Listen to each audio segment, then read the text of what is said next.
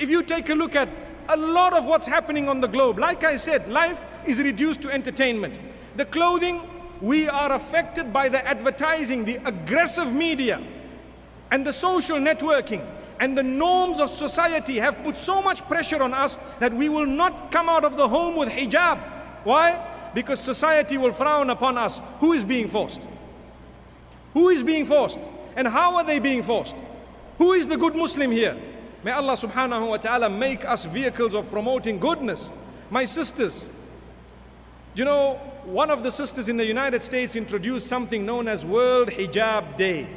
And to be honest with you, the success of it has been such that people who have not worn hijab, and even the non-Muslims, they have a day in February sometime when they don the hijab. Subhanallah, I'm not sure of the exact month, but I think it was February. And they put on something in solidarity with those who are in hijab.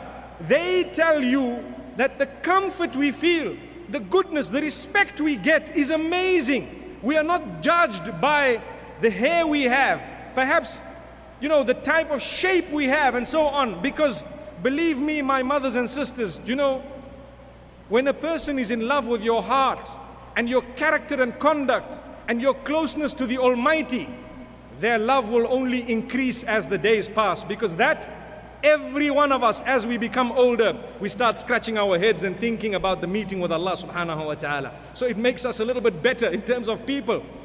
But the shape that we have, the complexion we have, the wrinkleless face that we have, every one of those things begins to disappear as time passes. Have you noticed that? As smart as you looked when you were young, now that you are 75 years old, mashallah, people might say, in her days she must have been a looker. Have you heard that? In her days she must have been a looker.